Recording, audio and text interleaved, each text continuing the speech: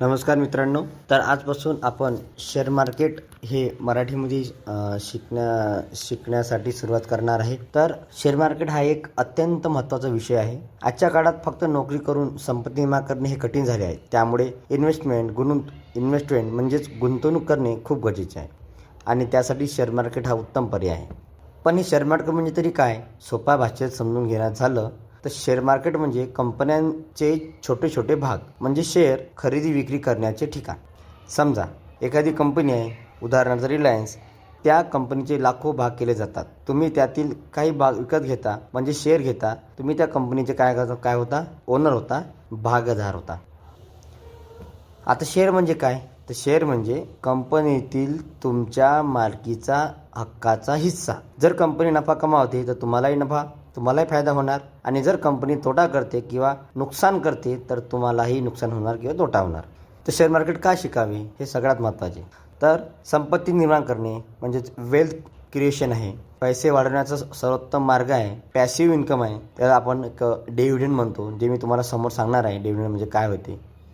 आणि याने काय होतात की आपल्या आर्थिक ज्ञानामध्ये वृद्धी होते, आपलं ज्ञान वाढते. आता शेअर मार्केटचे प्रकार कोणते आहेत? पहिला आहे प्रायमरी मार्केट, म्हणजेच कंपनी पहिल्यांदा शेअर विकते. आपण त्याला IPO म्हणतो, इनिशियल पब्लिक ऑफरिंग. मी तुम्हाला हे पूर्ण सांगणारच आहे नेमकं काय आहे ते. आणि दुसरं आहे सेकंडरी मार्केट, जे की आपण रोज जिथे शेअर खरेदी किंवा विक्री करतो.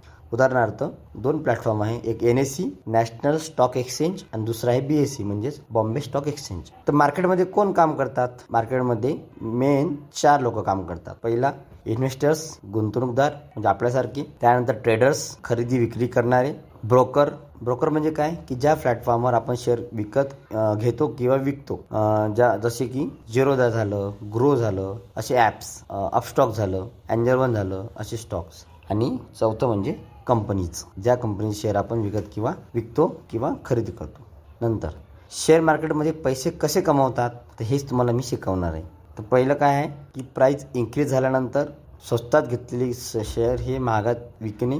आणि दुसरं म्हणजे डिव्हिडंड, म्हणजे कंपनी जे काही वर्षाच्या एंडला कंपनीला फायदा होतो तो सगळ्या शेअरधारकामध्ये इक्वली डिवाईड करतात. तर तो जो फायदा आहे प्रत्येक शेअर मागं त्याला म्हणते डिव्हिडंड. तो डिव्हिडंड आपल्याला कंपनीचा फायदा म्हणून मिळतो. त्यानंतर याच्यामध्ये रिस्क आहे का?